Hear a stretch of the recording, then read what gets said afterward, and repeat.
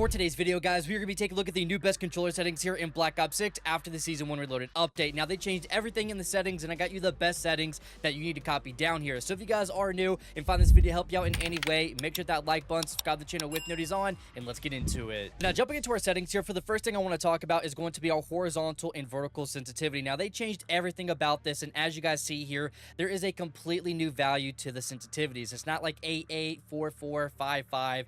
It goes from 0.10, which is the lowest here, and then the highest that you can go here is going to be 4.00, which I think is like the 2020 sensitivity. Now, I will put this graph up real quick just to show you kind of what everything is here, and with me running an 88 and when I want to stick with that, what you're going to want to put this is going to be at 1.90. 1.90, I've been using it since the update has went out, and I have to say my aim has been good. It's felt the same, so you know, no worries. 1.90 is by far, in my opinion, the best sensitivity in the entire game after this Season Reloaded update. So make sure to put these at 1.90 for your horizontal and vertical sensitivity. So now we're going to jump down to our controller vibration here next, and we're going to go ahead and turn this off. Like I say in my settings videos all the time, small thing in this game can make you a better player, a worse player, make you super godlike, and also help you win more gunfights here. Now, vibration, we all know in this game, everything in this game can cause a vibration, so turning this off is not going to make our controller spaz. Now, it's going to take time to get used to. I will say that maybe a couple matches, maybe an hour max, but once you get used to this, having it off, it is going to make you a better player 100%. So go ahead and turn this off. Now, for my dead zone inputs, go ahead and copy these down as well. My left stick minimum and maximum input is going to be at 3 and 65. I think 3 is just a good spot for the minimum input because it's going to make your analog sticks very sensitive, but it's not going to cause any stick drift or anything. So you're not going to be moving by yourself, looking up or anything like that. If you have a bad, weak controller, maybe so, but if you have a nice controller and take care of them, you're not going to have any troubles. And then for my left stick maximum input, 65, I know it's a odd number, but what this is going to do is going to allow us to just have more freedom with our analog stick. We're not having to, you know, if I do my stick drift test, I don't have to go all the way up to the top of the analog stick anymore to start moving or, you know, start the movement. So having this on 65, and you could really go lower if you wanted to, but I think 60, 65 in this area is going to be perfect for your movement here. And then for my right stick, we have 3. Like I said, minimum input 3 is a very good spot. And then for my aiming stick, the right stick, I have it at 85 now. So I don't have to really go too crazy with my aim. So I don't have to like all the way reach over to the right or the left or anything like that to, you know, aim or anything. So definitely having these at 65, 85 for your max, 3 and 3 for your minimums, and I have my L2 and R2 button dead zones at 0, so I don't have to press all the way down on my triggers, so they're very sensitive. Now over here to my aiming settings here next, we're going to talk about our sensitivity multiplier here first, and I actually changed these up a bit as well. I put these down to 0.75, my ADS sensitivity multiplier. Now with the whole sensitivity thing changing, it is definitely a little bit quicker, I think, so you definitely want to tone these down just a little bit. My last video, or my last few videos really, was at 0.85, so I dropped it down by 0.10 to see how it works, and I have to say the aim is still crispy. We have no problems whatsoever. So go ahead and throw your ADS sensitivity multiplier at 0.75 and your multiplier while focus at 0.75. It is definitely going to help you out a ton. Now we're going to jump into here to our aiming advanced settings. First thing that we're going to talk about is our ADS sensitivity transition timing. We're going to put this on instant, which I'm sure everyone has already. Having this on instant, as soon as we aim down sights, our ADS sensitivity multiplier is going to change from 1.00 to instantly 0.75. If you have it on gradual, it's going to take a little bit of time, and most of the time with the gunfights being really quick in this game, you're really not going to get that ADS sensitivity multiplier to down to 0.75. It's just going to stay at 1.00 for most of that gunfight anyways, so make sure to have this on instant. And then we want to change our aim response curve type to linear. I'm not going to go in depth with it. Just know you need to change this to linear. It is the best thing. And if I have to put something in the comments or the description showing pro players starting to use this, I will. So just put this on linear. I'm telling you 100%. It is by far the best aim response curve type. And then here for my aiming settings here for the last thing, I want to talk about the target aim assist. Make sure to have this on. If you're not playing with this on, you're probably missing your shots a lot, and you know, sometimes after updates, they definitely change this on and off, and a lot of these settings are different sometimes, so make sure to come back to your target aim assist after updates or hot fixes and make sure this ain't on and off. Again, sometimes it does change on and off sometimes after these updates and everything, so make sure to have this on. It's going to help you out a ton, so just trust me on that. Now, we're here in our movement settings. There's not too many things that we need to change. The first thing, most importantly, which I'm sure everyone has, sprint assist. We want to make sure to have on tactical sprint assist, and we want our assist going sideways and backwards. We want to have that on, and your delay is going to be at 0, 0. I do believe if you're on like keyboard or mouse, or if you're on like PC, if you put this on like 1 or 2, it is better, but on console we cannot do that, unfortunately, so we just have to keep it at 0. We just don't want any delay.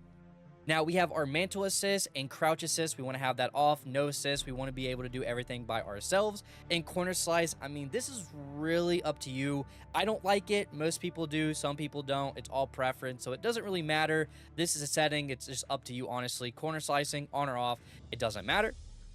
Slide and dive behavior, we want to have this on tap to dive, and it really just goes into your play style. Do you slide a lot? Do you dive a lot? It just really depends. You guys know me in my gameplays. I do dive a lot with the skill gap and everything, the omni movement in the game. So I do like to dive, so I just press circle or tap my paddle on my controller and I dive. Really easy. I can juke people out. And if I want to slide, all I have to do is just hold down on my paddle or hold circle down and I slide. So it's really on just how you want to play.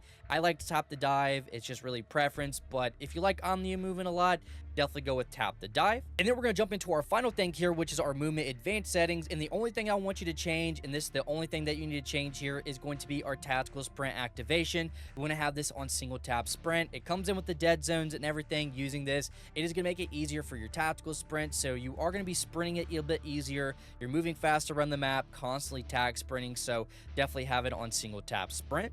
Now, we're going to jump over here into our graphic settings here next, and a lot of people say for my console gameplay, it looks smooth, it looks nice, and I'm going to give you my quality settings and everything. I don't know if this helps too much, but I also run an Elgato 4K, so I don't know if that's too much as well, but we have our Echo Mode preset. We have this on efficiency. Again, I don't really know what this does. I've said it in the past. I've said it in videos. I really don't know what this does. I just have this on. For my quality sets, I have World Motion Blur and Weapon Motion Blur off. Depth of field is going to be off. Fidelity cast is going to be at on, and I have my cast strength on 60. Default is 50. I don't want to go too high. I don't want my game looking grainy, but we do want that sharpness and make it a little bit more smooth and nice looking. So we're going to bump it up to 60 and make it look a little bit more nice. And then for my on-demand texture streaming, I have this on optimize, and I have my cache size on large.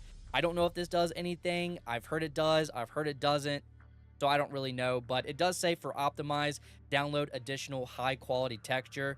So it just depends if you have good internet, I guess. So what I do, so we have this on optimize, we do have it on large, download limit is off, so we get the best texture quality at all times. And then going over here to my view settings, we have our field of view 115. Don't go any higher. If you max out at 120, which the human eye is not going to tell between 115 and 120, there's no way you can, even if you have a magnifying glasses eyes, you're not going to be able to tell. But if you do have it at 120, you do have the risk of a little bit of delay, so we don't want that. My ADS field of view and weapon field of view is going to be affected in wide. A lot of people say in my videos when I talk about like no recoil builds and everything, I have the same build. My gun has a lot of visual flash, it has a lot of recoil, and yours doesn't. This is one of the main things. With my weapon being smaller and with my camera not zooming in when I aim down sights, the visual recoil and the recoil don't look that bad. So having these unaffected and wide is going to help out a ton in your graphic settings. And then for our final thing here, we're going to talk about our first person camera movement. Also, if you play in third person, you can use this as well. We have these at 50%. Now, I've seen this on like Aiden settings, Shotzi, people that just move around really quick and everything. They talk about this. They know more about this than I do. And all they said, put this down to 50%. So when you're looking around really quickly, the game is just very smooth. It's not choppy or anything like that. And the camera shake isn't that bad. So we definitely want to put this down to 50%. Same with your third person camera. And also, if you want to, inverted flashbang, you can have this on, or if you could have it off. I mean, it's just something small in the game you can add and change. Now for our audio settings, again, like I say in every settings video for my audio, there's not too many things I like to talk about. My master volume is going to be at 50, have my OBS settings and everything. My headset settings are all different, so I just drop down the volume. The game can get loud, I won't lie, but if you want to change some things, gameplay music volume, the cinematic music volume, I just have all the ways off. I don't like to listen to the music in my games, and my dialogue and effects volume is going to be at 100 if you guys want to copy these down. Nothing crazy. A lot of people like to have the enhanced headphone mode on. You have to pay for something. I'm not going to pay for better audio. I'm just not going to. Again, I don't really know what this does if you turn it on or off. I just have this off all the times. Don't know what it does. And then the main thing I want to talk about is going to be our audio mix, which I have on a headphone bass boost. I have the Astro A40s. I think these are the best gaming headset, which, I mean, people might say the IEMs are better, different headsets are better. I just feel more comfortable running the Astros. I think they're the best. Having on headphone bass boost, regardless of what you're running on your ears, your game's going to be louder, footsteps are going to be louder, so the game is a little bit more clear on what's going on. And then hit marker noise. A lot of people ask, how do you have the old Black Ops 4 hit marker? Go down to the hit marker preset and put this on classic, and you get the Black Ops 4 hit markers. That's, I mean, some of the cleanest hit marker noises in Call of Duty history, in my opinion. And then we're going to go into our interface settings for our final thing, and we're going to skip over here to the gameplay HUD. That's all we need to do, and what we're going to do is go into our HUD preset. I have it on standard, nothing too crazy. Everyone has their own preference when it comes to, your layout. I like to play on standard. Visuals, we want our mini-map shape. It's going to be a square. You see more of a square than you do a circle, so we definitely want to have on square as the mini-map. Compass type is going to be the horizontal, so it's on top. People can call it a jammer, counter UAV. If people are still shooting, you're going to be able to know where they are, like northwest of you, northeast, southwest, 100 degrees from you, or whatever. Just have this on horizontal. Mini-map rotation, we want to have on. Scale, we're going to change this up to 120. We're going to make the scale of the minimap a little bit bigger so we can see more of the minimap when, UAV goes on or HARP goes on. So I like to have that on. And then everything else, we're just going to keep it default. We do not need to change anything. Now, we're going to go back here into our gameplay HUD. And again, minimap share, we want to have this on square, on, off. And we're going to talk about our full name, our player names. We're going to have this on full name. Sometimes you can see through walls and doors and smoke nades. Their name just pops up sometimes. I had a problem like that last year in MW3, so make sure you have this on full name. It is definitely a cheat code if you can see through walls and everything. Sometimes people might call you a cheater and everything, but it's in the game. You can look through walls easy sometimes, through a smoke, through objects. I mean, it just happens sometimes, so make that advantage, keep that advantage, and just have it on player full name. And then for the final thing, we have our crosshairs. We want to have this on. It's going to help with centering. Center dot is going to be on. It's going to show you the center of the screen. Center dot scale is going to be at largest. We want to see the circle in the middle, so we want it on largest. The dots this year are very small, so we want it to be as big as possible. We have the crosshair spread on. We definitely want to have that on. The opacity of our crosshairs, we want to have it at 100%. And then some people change it to blue, some people change it to teal. I just keep it at white, nothing too crazy. I think you can see it pretty easy. Some people say they can't, some people they say they don't, but change the color to whatever you like. I just keep it at default, but in my opinion, these are the best settings right now after the Season 1 Reloaded update here in Black Ops 6. I want you to copy them down. Let me know what you change your sensitivities to. Let me know some things that you change in your settings, and let me know if these settings helped you out any. Guys, thanks so much for watching. You guys stay safe, and I'll see you on the next one.